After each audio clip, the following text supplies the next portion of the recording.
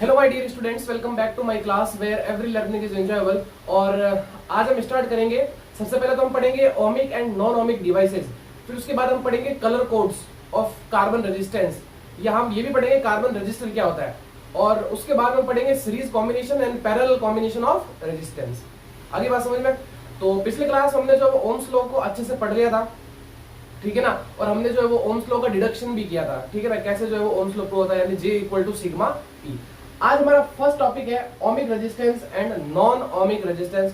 बहुत ही सिंपल है, बहुत ही क्लियर है, ठीक है ना, कोई दिक्कत नहीं आएगी, बिल्कुल समझ में आएगा। तो स्टार्ट करते हैं आज का लेक्चर, ओमिक रेजिस्टेंस। तो ओमिक रेजिस्टेंस क्या होता है कि सबसे पहले बात करता हूँ उन डिवाइसेस की, मतलब ऐसे डिवाइसेस जो ओम्स लॉ को ओबे करती है, यानी उसका पालन करती है, ठीक है ना, उसको फॉलो करती है, उसको हम बोलते हैं ओमिक डिवाइसेस। और उनके रेजिस्टेंस को हम क्या बोलते हैं? ओमिक रेजिस्टेंस बोलते हैं। और अगर हम बात करें, अगर ये ओम लॉ को अगर फॉलो करती है या ओबे करती है, तो इसका मतलब इनका जो वी आई जो ग्राफ होता है वो क्या आता है? एक स्ट्रेट लाइन आता है। आ रही बात समझ में? तो यही चीज है कि द डिवाइसेस और मैटर, कुछ भी हो सकता है, which obey Ohm's law are called ohmic devices and those resistance are called ohmic resistance। आगे बात समझ में? बहुत ही सिंपल क्लियर डेफिनेशन है। फॉर देम, उनके लिए, when we plot a curve between V and I, अगर हम V and I curve plot करते हैं तो हमें क्या फाइंड होता है? एक स्ट्रेट लाइन कर्व फाइंड होता है। यानी कि ये इस तरीके से, ये मेरे पास में इस तरफ V हो गया, ये इस तरफ I हो गया, यानी ये कुछ इस तरीके से, ये हमने पढ़ा था। आगे बात समझ में? और यहाँ से हमने जो है वो थीटा इसको लेट किया था, और यहाँ से हमने tan theta equal to V upon I यानी R के इक्वल जो है वो उसको यहाँ पे प्रूव भी किया था, ठीक है, ओके। अब बात करें एग्जांपल क्या क्या हो सकता है, जैसे कि वायर हो गया, आपका हीटिंग मटेरियल हो गया, ये सारे क्या है? ओमिक डिवाइसेस है, और इनके रेजिस्टेंस को हम क्या बोलते हैं? ओमिक रेजिस्टेंस बोलते हैं। क्लियर है? नाउ नेक्स्ट हम आगे बढ़ते हैं non ohmic resistance. Non ohmic जो रेजिस्टेंस है वो नाम से डेफिनेशन से ही है। जैसे अगर मैं बात करूं ओमिक रेजिस्टेंस की, तो जो ओम्स लॉ को फॉलो करते हैं वो ओमिक रेजिस्टेंस, और जो ओम लॉ को फॉलो नहीं करते हैं वो क्या हो गया मेरे पास में? नॉन ओमिक रेजिस्टेंस, ठीक है। तो द डिवाइसेस और matter which do not obey ohm's law, जो ओम्स लॉ को ओबे नहीं करती है, are called non ohmic devices and those resistance are called non ohmic resistance. और अगर हम बात करें इनके VI ग्राफ की, तो ये लीनियर ना होकर क्या होता है? नॉन लीनियर होता है। कर्व में कुछ भी हो सकता है। So for them curve between V and I is non linear. जैसे कि मैंने 3 एग्जांपल लिए, आपको ये याद रखना है। टॉर्च का जो बल्ब होता है उसका जो VI ग्राफ होता है वो कुछ इस तरीके से, देख लो ये स्ट्रेट लाइन नहीं है, ये कर्व में है। आधी बात समझ में? जैसे कि हो गया डायोड, डायोड के बारे में आप पढ़ोगे अच्छे से इलेक्ट्रॉनिक्स के अंदर, ठीक है। फिर आपके पास में इलेक्ट्रोलाइट, कोई भी लिक्विड इलेक्ट्रोलाइट है, ठीक है ना, वो। तो ये कर्व जो है वो क्या है? नॉन लीनियर है। इनको हम क्या बोलते हैं? नॉन ओमिक रेजिस्टेंस, ठीक है। अगली बात समझ में? क्लियर था? छोटा सा टॉपिक था ohmic resistance and non ohmic resistance. Clear है अदर? ओके। अब आते हैं हमारे अगले मेन टॉपिक पे, carbon resistance and colour code of carbon resistance. Clear है तक? ओके। अब देखो, रेजिस्टेंस जो है वो आपके 2 टाइप के होते हैं। जो आपके रजिस्टर होता है, मतलब रजिस्टर से ही तो, मतलब रेजिस्टेंस का एक प्रॉपर्टी है किनकी? रजिस्टर की, ठीक है ना। तो रजिस्टर्स जो है वो आपके कितने 2 टाइप के होते हैं, मेनली जो है वो 2 टाइप के होते हैं। एक तो होते हैं वायर बाउंड रजिस्टर, और एक होता है कौन से? Carbon register. अगर मैं बात करूं वायर बाउंड रेजिस्टेंस की, तो इनकी जो रेंज होती है वो क्या होती है? लो होती है। लगभग अगर मैं बताऊं आपको 1 ओम से लेके 100 ओम तक। आरी बात समझ? 1 ओम से लगभग 100 ओम तक। और अगर मैं बात करूं कार्बन रजिस्टर की, तो ये क्या होता है? हाई रेंज होता है, यानी 100 ओम से ऊपर वाले। आरी बात समझ? उनको हम क्या बोलते हैं? कार्बन रजिस्टर बोलते हैं। और अगर बात करूं ये वायर बाउंड रजिस्टर किससे बने होते हैं? ये बने होते हैं बेसिकली एलॉय से बने होते हैं, ठीक है ना। जैसे कि मैग्नीन, कॉन्स्टेंटन, नाइक्रोम, इट्सेट्रा, कुछ भी हो सकता है। मेनली आप ये 3 नेम ही याद रखना, ठीक है, मैग्नीन, कॉन्स्टेंटन, नाइक्रोम और इट्सेट्रा। लेकिन जो अगर आप मतलब क्या बोलते हैं, जब आप प्रैक्टिकल एग्जाम करते हो तो वहां पे आप जो वायर यूज करते हो वो कौन से होते हैं? वो वायर बाउंड रजिस्टर ही होते हैं, ठीक है ना। तो उनके जो रेजिस्टेंस होता है वो कौन सा होता है? यही होता है, वायर बाउंड रेजिस्टेंस। तो बात करूं वो कौन से होते हैं? वो मैग्नीन, कॉन्स्टेंटन और नाइक्रोम के बने हुए होते हैं। आगे बात समझ? जैसे आप मीटर ब्रिज, पोटेंशियोमीटर में पढ़ोगे ना, वहां पे जो आपके पास में वायर होते हैं वो कौन से होते हैं? मैग्नीन, कॉन्स्टेंटन और नाइक्रोम के बने होते हैं। क्लियर है यार? ओके। अब बात करते हैं कार्बन रजिस्टर होता कैसा है, ठीक है ना। तो ये कुछ इस टाइप, मतलब कुछ इस टाइप सिलेंड्रिकल है ये, ठीक है। इस पे क्या होती है? 4 लेयर होती है, कोएक्सियल लेयर होती है। आगे बात समझ में? ये first layer, second layer, third layer और फोर्थ लेयर। अब इन लेयर पे क्या होता है, कलर होते हैं। क्या होता है इन लेयर पे, कलर होता है। ये मैं बता दूंगा ये कैसे आप इनका रेजिस्टेंस लिखना है, ठीक है ना। आपको क्या करता है एग्जाम में, जैसे मान लो एग्जामिनर आपके जो है प्रैक्टिकल लेना आया तो आपको क्या करता है रेजिस्टेंस देता है, ठीक है ना, और उस पर क्या कुछ कलर लिखे हुए होते हैं। तो आप उन कलर को देख के आपको क्या करना पड़ता है, उसका रेजिस्टेंस बताना पड़ता है कि उसका रेजिस्टेंस कितना है। तो देखो अगर मैं बात करूं फर्स्ट टू लेयर की, तो ये जो फर्स्ट टू लेयर है ये आपके बताती है सिग्निफिकेंट फिगर को। आ रही बात समझ में, ये बताएगी किसको, सिग्निफिकेंट फिगर। क्लियर। और ये सेकंड लेयर भी क्या बताती है, सिग्निफिकेंट फिगर को ही बताती है। बात करता हूं मैं थर्ड लेयर की, तो थर्ड लेयर आपको क्या बताएगी, वो बताएगी मल्टीप्लेयर को, मल्टीप्लेयर। और ये जो फोर्थ लेयर है ये बताती है किसको, ये बताती है टॉलरेंस को। अरे बात समझ में, फर्स्ट टू लेयर तो बताती है सिग्निफिकेंट फिगर को, थर्ड लेयर बताती है मल्टीप्लेयर को। कौन सा मल्टीप्लेयर, डेसिमल मल्टीप्लेयर। यहां पे सही से लिख देता हूं थोड़ा सा, डेसिमल मल्टीप्लेयर, डेसिमल मल्टीप्लेयर, ठीक है। आगे बात समझ में, तो क्लियर है यहां तक, ओके। अब ये जो है वो मैंने कुछ कलर कोड लिखे हैं, आपको इसी सीक्वेंस में याद रखने हैं। आगे बात समझ में, ये आपको इसी सीक्वेंस में याद रखना है। और इसके लिए मैंने ये शॉर्ट ट्रिक भी लिख दूं कि आप याद रख सकते हो इस तरीके से, ठीक है। जैसे अगर मैं कलर की बात करूं तो black, brown, red, orange, yellow, green, blue, violet, grey और व्हाइट, ये कलर होता है। फिर उसके बाद में ये गोल्ड और सिल्वर, ये अलग होते हैं, ठीक है ना। और फिर नो कलर तो है ही, छोड़ो। अब इनको याद कैसे रखना है कि देखो बीबी रॉय, आरी बात समझ में, बीबी रॉय ये किसी एक पर्सन का नाम है। आरी बात समझ, जैसे बीबी रॉय, ठीक है। ये क्या है, गुड बॉय है, एक अच्छा लड़का है, हैज वेरी गुड वाइफ, उसके पास एक अच्छी बीवी भी है उसकी, ठीक है। तो इस तरीके से आप याद रख सकते हो, ठीक है ना। तो ये ध्यान रखना यहाँ पे बीबी जो है वो 3 बार आया है, तो आप सीक्वेंस में याद रखना ब्लैक, ब्राउन और फिर ब्लू। और बात करता हूं मैं जी की, तो जी कितनी बार है, 2 बार है ये भी, यानी ग्रीन और ग्रे। थोड़ा सीक्वेंस का भी याद रखना, मतलब याद हो जाएगा, ऐसे कोई दिक्कत नहीं है। बहुत ये कितने नाम हो गए, 10 नाम तो है, इतने तो याद रख ही नहीं सकते हो, ठीक है। फिर मल्टीप्लेयर की बात, अब इनके कोड की बात करें तो 0 1 2 3 4 5 6 7 8 9, ये तो याद रह जाएगा। फिर इस तरीके से 10 की पावर में भी 10 की पावर 0 1 2 3 4 5 6 7 8 9, अरे बात हम 10 की पावर में, इनको हम क्या बोलेंगे, मल्टीप्लेयर। और फिर मेरे पास में आ गया क्या, टॉलरेंस। अगर मैं बात करूं गोल्ड की, तो गोल्ड में टॉलरेंस कितनी होती है, ±5%, सिल्वर में ±10% और नो कलर में कितनी, ±20%। क्लियर है यहाँ तक, ओके। अब रेजिस्टेंस को लिखा कैसे जाता है, तो रेजिस्टेंस को अपन आर से लिखते हैं, R equal to A B multiply 10 की power C plus minus D. अब ये क्या चीज है, तो बता देता हूं मैं, ये आपकी जो है ये है A की वैल्यू, ये है B की वैल्यू, यहां से आप C की वैल्यू निकालोगे और यहां से आप D की वैल्यू। क्लियर है, आगे बात समझ में। अभी अपन बहुत सिंपल अपन सब समझेंगे यहाँ पे। जैसे अगर मान लो इस पे कलर ग्रीन है और इस पे कलर येलो है और ये रेड है और ये गोल्ड है, तो देखो ये क्या है, ग्रीन। तो ग्रीन के लिए क्या है, कहा ग्रीन, ये रहा 5, तो ये मेरे पास में आ जाएगा क्या, 5। आगे बात समझ में। फिर मेरे पास में ये क्या था, येलो, तो येलो के लिए मेरे पास में क्या है, 4, तो इसका मतलब यहाँ पे आ जाएगा मेरे पास में कितना, 4, तो इसका मतलब कितना हो गया, 54 into 10 to the power C, तो इसका मतलब ये मेरे पास में C, ये कौन सा कलर था, रेड, और रेड के लिए कितना है मल्टीप्लेयर, 10 की पावर 2। फिर ये क्या था, गोल्ड, तो गोल्ड के लिए मेरे पास में कितना होता है, टॉलरेंस ±5%, नहीं अपने 5%।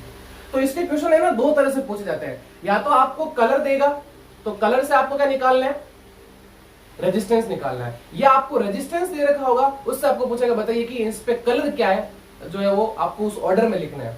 क्लियर। तो देखो ये अपन एक जो है एग्जांपल करते हैं कि the value of carbon resistor is 62 into 10 to the power 3 ohm and tolerance is ±5%, मतलब इसमें 5% दिया है, अपन मान लेंगे ±5%, जो भी है कम ज्यादा।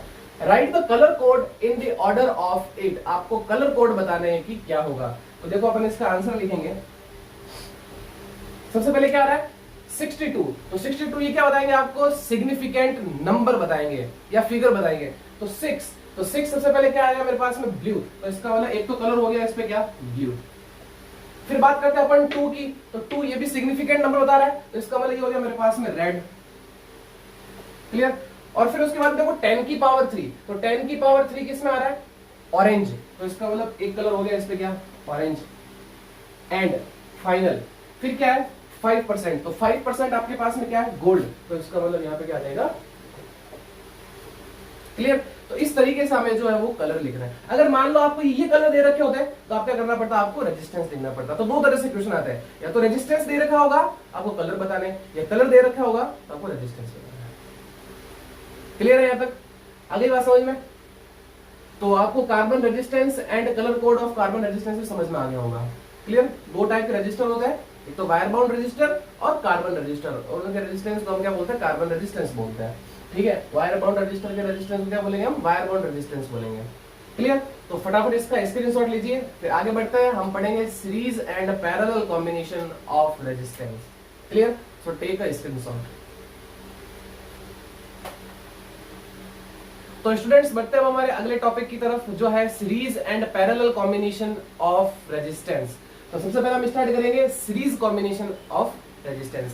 तो ये पढ़ना आपके लिए इजी रहेगा, वैसे आपने 10th में भी पढ़ा है, और अभी हमने 12th में जो है वो हमने इससे जस्ट लास्ट चैप्टर जो हमने पढ़ा था इलेक्ट्रिकल कैपेसिटेंस, वहां पे भी हमने जो है वो सीरीज और पैरेलल के क्वेश्चन किए थे और इसकी जो है वो डेरिवेशन भी की थी। और मैंने आपको ये चीज बताई थी कि इस कैपेसिटेंस और रेजिस्टेंस के फॉर्मूले जो है वो सीरीज और पैरेलल में एक दूसरे के उल्टे होते हैं। यानी कि जो कैपेसिटेंस में जो फॉर्मूला होता है, मतलब जो कैपेसिटर का जो सीरीज कॉम्बिनेशन होता है उसमें जो फॉर्मूला होता है वो रेजिस्टेंस के पैरेलल से मैच करता है, और जो उसका पैरेलल वाला जो फॉर्मूला होता है वो इसके सीरीज से मैच करता है।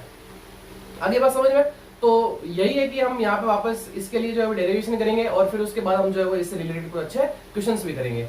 तो स्टार्ट करते हैं हम सीरीज कॉम्बिनेशन ऑफ रेजिस्टेंस। तो देखिए सीरीज कॉम्बिनेशन, तो ये देखो मेरे पास में रेजिस्टेंस, 3 रेजिस्टेंस जो है वो मैंने ले लिए। ठीक है ना? आप कुछ आप कितने भी ले सकते हो, n रेजिस्टेंस ले सकते हो। तो 3 रेजिस्टेंस मैंने लिए, इनको क्या किया? सीरीज में कंबाइन किया है। ठीक है, अब इसको अपन कैसा अरेंज करते हैं कि जैसे कि रेजिस्टेंस है, इसका जो सेकंड एंड है वो इस रेजिस्टेंस के फर्स्ट एंड से कनेक्टेड है, फिर इसका जो सेकंड एंड है वो इस रेजिस्टेंस के फर्स्ट एंड से कनेक्टेड है, मतलब आगे से आगे एक चेन बन रही है जिसको हम क्या बोल रहे हैं? सीरीज। ठीक है, और फिर इनको क्या किया? किसी एक बैटरी और की से जो है वो कनेक्ट कर दिया है। क्लियर है? ओके, अब बात करता हूं मैं कि इस पे जो पोटेंशियल डिफरेंस है वो कितना बैटरी का V है, यहां से करंट फ्लो हुई, तो आपको पता है कि यहां से करंट जो है वो सभी रेजिस्टेंस में क्या होगी? सेम जाएगी। तो इसका मतलब यहां से क्या पता चला कि यहाँ पे जो इलेक्ट्रिक करंट है वो क्या है? सेम है, यानी हम बोल सकते हैं क्या? यूनिफॉर्म है। अगली बात समझ में? ओके, अगर मैं बात करूं यहाँ पे इस रेजिस्टेंस पे, तो जो पोटेंशियल डिफरेंस है वो V1, R2 रेजिस्टेंस से पोटेंशियल कितना आएगा? V2, और इस पे कितना आएगा पोटेंशियल डिफरेंस? V3। क्लियर? तो अगर मैं बात करूं potential difference, total potential difference, total potential difference, तो वो मेरे पास में क्या होगा? V is equal to I R equivalent, because हम इक्विवेलेंट की बात करेंगे। क्लियर है? और इसी तरीके से पोटेंशियल डिफरेंस अगर मैं बात करूं फर्स्ट रेजिस्टेंस पे, आगे बात समझ में? Potential difference on R1 resistance, तो वो मेरे पास में हो जाएगा V1 is equal to IR1। ठीक है, ये इक्वेशन नंबर 2 हो गई। Now similarly V2 equal to IR2 and V3 equal to IR3, ये इक्वेशन नंबर मेरे पास में होगी 4। अब ये जो आपके पास में वैल्यू है V1, V2 और V3 की, ये इस पर रख दो, तो आपके पास में जो है वो, सॉरी, इसके लिए हम क्या करेंगे? अगर मैं टोटल पोटेंशियल डिफरेंस की बात करूं, अगर मैं टोटल पोटेंशियल डिफरेंस की बात करूं तो मेरे पास में V इक्वल टू क्या होगा? V1 plus V2 plus V3, ये तो होगा। अगर मैं इस पोटेंशियल डिफरेंस की बात करूं तो वो क्या होगा मेरे पास में? V1 plus V2 plus V3 तो होगा। ओके, तो V इक्वल टू मेरे पास में क्या है? IR equivalent. V1 ये मेरे पास में IR1 प्लस V2 मेरे पास में IR2 और V3 मेरे पास में IR। क्लियर? अब देखो यहां से I कॉमन आ जाएगा, तो ये IR इक्विवेलेंट, I को कॉमन ले लेंगे तो यहां बचेगा मेरे पास में R1 plus R2 plus R3, और ये I से ये I कैंसिल आउट हो जाएगा, आपके पास में R इक्विवेलेंट का फॉर्मूला आ जाएगा R1 plus R2 plus R3। Clear है? और और यही फॉर्मूला आपने जो 10th में भी पढ़ा था। ठीक, अब बात करता हूं मैं if n resistance are connected in series,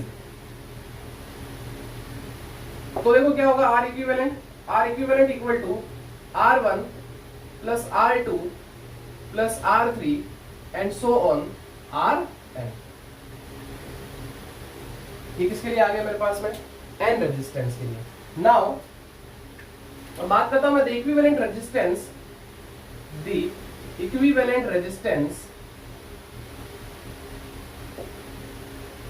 of n registers having equal value of R, मतलब n रेजिस्टेंस लगे सभी की वैल्यू क्या है, R है, मतलब सेम है। तो देखो क्या होगा, R equivalent is equal to R plus R and so on plus R, यानी जो R इक्विवेलेंट निकल के आएगा वो क्या आ गया मेरे पास में, n R। क्लियर? इसी टाइप के क्वेश्चन हमने जो है वो, मतलब इसी टाइप का डेरिवेशन हमने जो है वो इलेक्ट्रिकल कैपेसिटेंस में भी किया था, लेकिन वहां फॉर्मूला क्या था, 1/C1 plus 1/C2 plus 1/C3। Clear है? तो ये है आपके पास में सीरीज कॉम्बिनेशन। आपने टाइम तो पढ़ा, इसलिए ज्यादा मैं टाइम नहीं ले रहा हूँ, अपन क्वेश्चन पे ध्यान देंगे। ठीक है ना? नाउ अब बात करते हैं यहाँ पे। तो यहाँ पे देखो, ये मेरे पास में जो रेजिस्टेंस लगे हैं वो पैरेलल कॉम्बिनेशन में लगे। ठीक है ना? अब पैरेलल में क्या होता है कि जितने भी रेजिस्टेंस लगे हुए होते हैं उन सबका एक एंड किसी एक पॉइंट से कनेक्टेड होता है और दूसरा एंड जो है वो दूसरा पॉइंट से कनेक्टेड होता है। सभी रेजिस्टेंस की बात कर रहे हैं हम।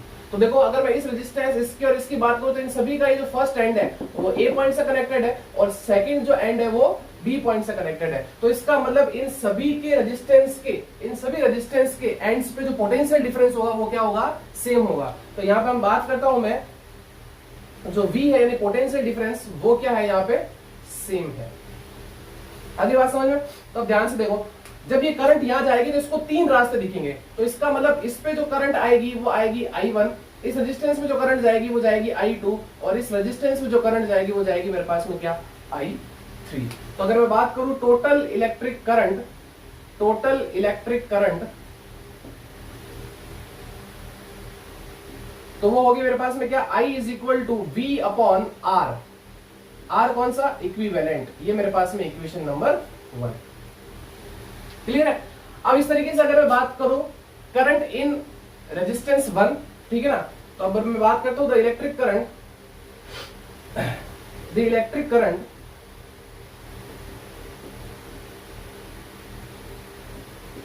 इन R1 resistance, electric current in R1 resistance, तो मेरे पास में क्या हो जाएगा, I1 is equal to V upon R1, equation number 2। Similarly I2 is equal to V upon R2, equation number 3rd, and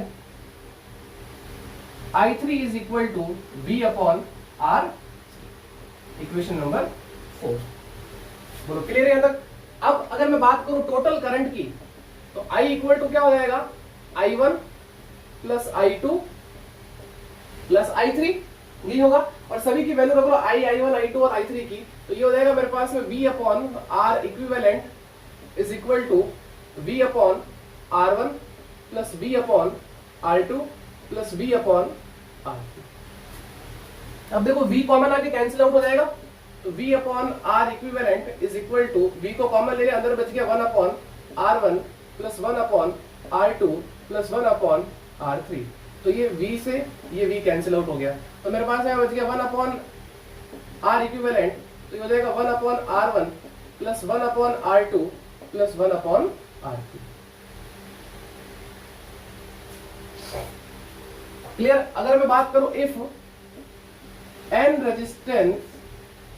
resistors are connected in resistance लो तो कोई दिक्कत नहीं,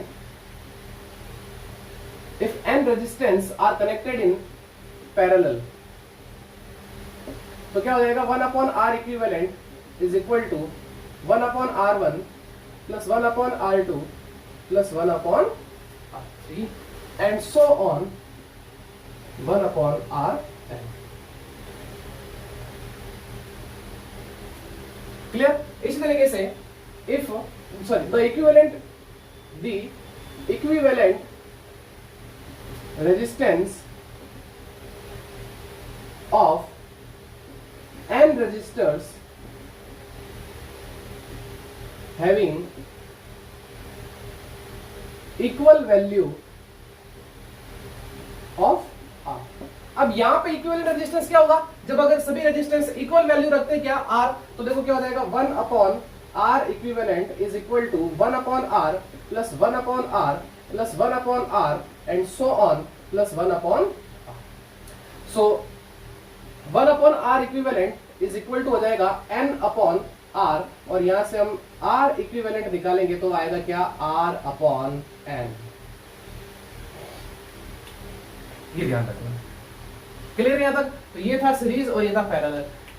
आप है ना, जैसे कि पैरेलल में क्या होता है, अगर मान लो अगर आप रेजिस्टेंस दे रखे हो ना, तो आप उसको सीधा सा याद रखो, ठीक है ना। मैं यहां पे लिखता हूं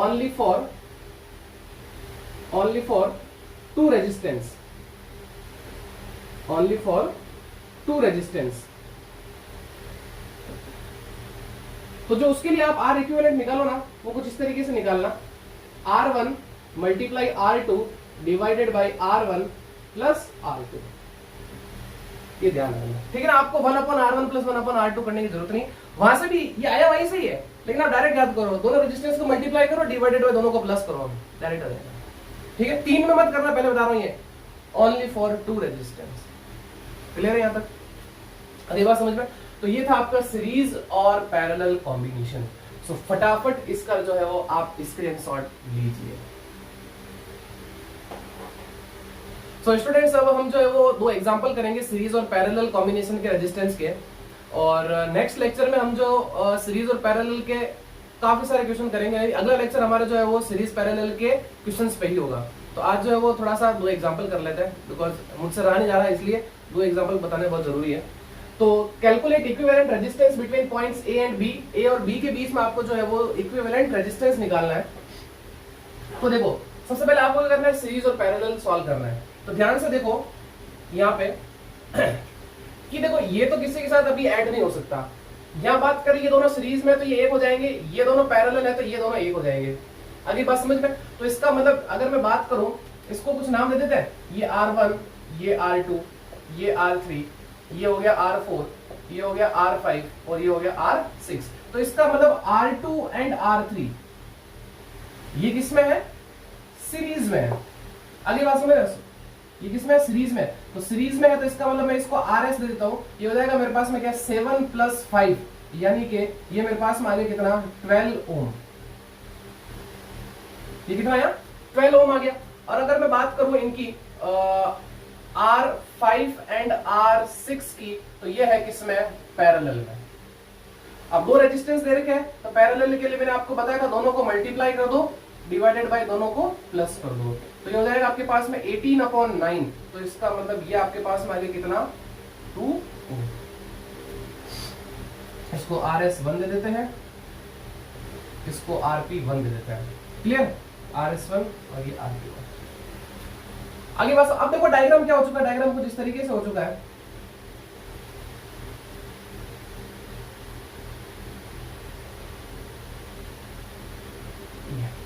तो ये तो हो गया मेरे पास में R1, यहां से मेरे पास में कितना आ गया ये 12 ओम, और ये कितना आया कहाँ है 2 ओम। तो ये तो हो गया मेरे पास में 5 ओम का था, ये है RS1, सॉरी अभी तो यहाँ पे 4 ओम का तो रेजिस्टेंस तो बाकी पड़ा है, ये 4 और ये मिला के 1 हुआ है। क्लियर? तो यहां से कितना आ गया ये 2 ओम और ये कितना 4 ओम। तो ये तो है R4 और फिर ये है मेरे पास में क्या RP1। अब क्लियर है? अब ध्यान से देखो, अभी दोनों सीरीज में है, यानी कि R4 एंड RP1 ये किसमें है?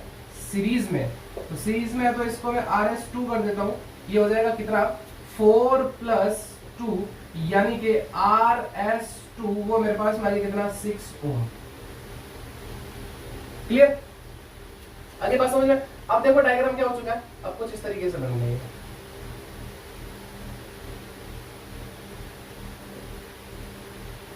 ये A है, ये B है, ये 5 ओम और ये 12 ओम और ये 6 ओम। क्लियर है यहां तक? ध्यान से देख लो, 7 और 5 12, 3 और ये 6 मिला के कितना हो गया आपके पास में 2, और यहां से फिर ये वापस दोनों किसमें थे सीरीज में, ये हो गया। क्लियर? ओके। अब ये दोनों किसमें पैरेलल में, यानी कि ये तो R1 हो गया, ये RS1 और ये RS2। अब भाई RS1 एंड RS2 ये किसमें है, पैरेलल में है। तो पैरेलल में है तो ये हम किसको लिखेंगे RP2, यानी कि ये 12 मल्टीप्लाई 6 डिवाइडेड बाई 12 प्लस 6। आधी बात समझ में? तो ये कितना हो गया, 12 6 जा 72 डिवाइडेड बाई ये कितना 18। तो इसका मतलब RP2 कितना आ गया 4 ओम। क्लियर है? अब ध्यान से देखना, अब फाइनल मेरे पास में क्या है, ये 5 ओम, ये 5 ओम और ये 4 ओम। तो इसका मतलब जो RAB इक्विवेलेंट रेजिस्टेंस है वो कितना है 9 ओम। ये इसका फाइनल आंसर है। आगे बात समझ, तो इस तरीके से सॉल्व करना है ना। यहाँ पे आ जाता है, अब देखो आपको A और B के बीच में इक्विवेलेंट रेजिस्टेंस निकालना है। ध्यान से देखो कहां से क्या शुरुआत कर सकते हैं, हम यहां से शुरुआत करेंगे। ये दोनों देखो रेजिस्टेंस जो है आपके पास में ये सीरीज में है। आगे बात समझ में? तो इसका मतलब हम क्या करें, इनको एक बना दें। क्लियर? तो यानी कि R एंड R, ये लेफ्ट साइड है ना, ऑन लेफ्ट साइड से बात कर रहा हूं मैं। R एंड R ये किसमें है, सीरीज में है। तो ये जब सीरीज में है तो इसका मतलब ये मेरे पास में RS मेरे पास में क्या हो गया, R प्लस R मिला के ये कितना 2R, ये एक बन गया। ठीक है? तो देखो अब डायग्राम अपन इसको कैसे ड्रॉ करेंगे, तो इसको ऐसे बना लेता हूं है ना, यहाँ पे। तो ये हो जाएगा मेरे पास में, देखो ये तो ऐसे था ही, ठीक है। अब ये मिला के क्या हो गया, एक हो गया, ठीक है। और ये रजिस्टर ऐसे चल रहा था, और फिर ये ऐसा था यहाँ से, ठीक है। और फिर ये यहाँ से ये,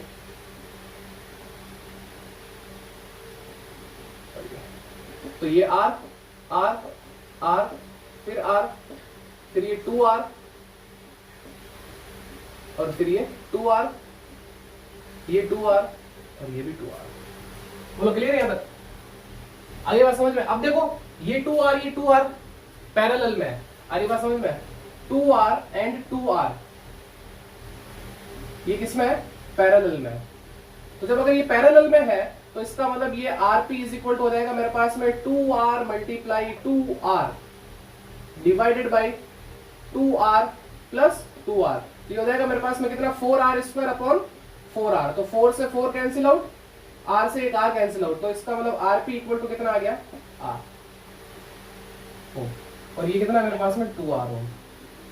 अब क्या होगा, ये तो सीक्वेंस वापस चलता रहेगा, मतलब ये R हो चुका है। तो यानी कि अब जो डायग्राम बना वो कुछ इस तरीके से बना, ये मेरे पास में B पॉइंट हो गया, ये मेरे पास में A पॉइंट हो गया, ठीक है। तो ये बन चुका है मेरे पास में एक रेजिस्टेंस, ठीक है। ये यहां से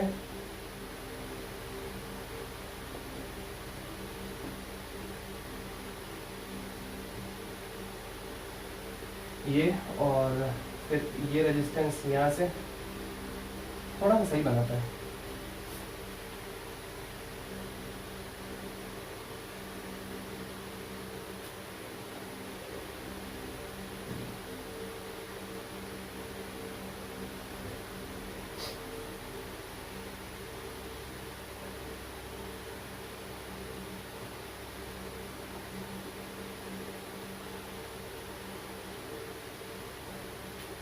क्लियर? तो ये ए और ये B, R R 2r r r 2r और फिर ये r। ये r और ये r किस में हो जाएंगे सीरीज में, फिर वापस एक बनेगा, यानी कि ये कुछ इस तरीके से हो जाएंगे, मतलब ये एक हो जाएगा।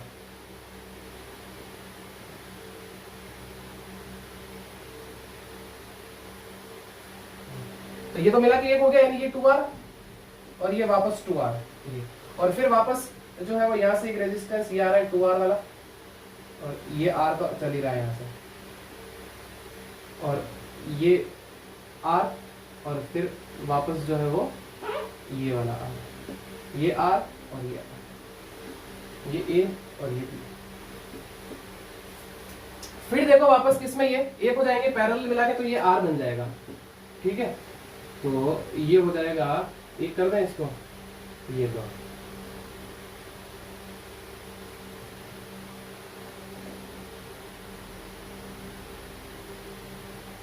r ये r ये 2r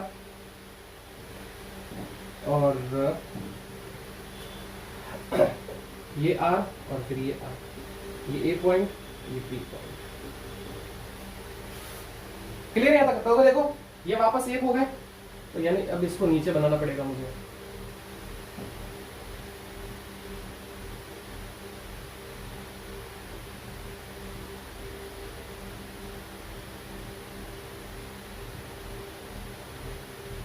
ये 2r ये 2r r और फिर r, ये मिला के क्या एक हो जाएगा। तो फिर देखो मेरे पास अब क्या होगा,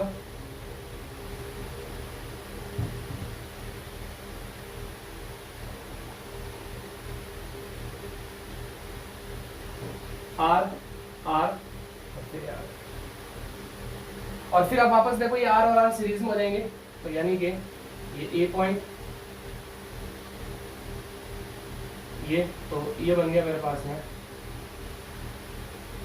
2r और फिर ये r, ये a पॉइंट ये b पॉइंट, ये a पॉइंट ये b पॉइंट। अब देखो पैरेलल है, तो r a b is equal to 2r into r upon 2r plus r, यही तो होगा। तो इसका मतलब जो मेरे पास, अच्छा मैं यहाँ पे ना लिख के मैं यहाँ पे लिख लेता हूँ, जगह नहीं है मेरे पास में, ऊपर लिख लेता हूँ, ठीक है ना, ये ध्यान रखना, ऊपर लिख रहा हूँ मैं यहाँ पे। तो जो आर ए बी होगा वो होगा 2r into r upon 2r plus r। तो यहाँ से निकल के आएगा मेरे पास में 2r स्क्वायर अपॉन 3r, ये एक r से r कैंसिल आउट हो जाएगा, तो r A B equal to आ गया मेरे पास में 2r upon. This is final answer. अगली बात समझे? तो आज के लेक्चर में इतना ही, मिलते हैं नेक्स्ट वीडियो में। तब तक इस तरीके से हंसते रहिए, मुस्कुराते रहिए, और चैनल को ज़्यादा से ज़्यादा शेयर करिए, सब्सक्राइब करिए और वीडियोस को लाइक करिए। मिलते हैं नेक्स्ट वीडियो में, तब तक thank you and good bye.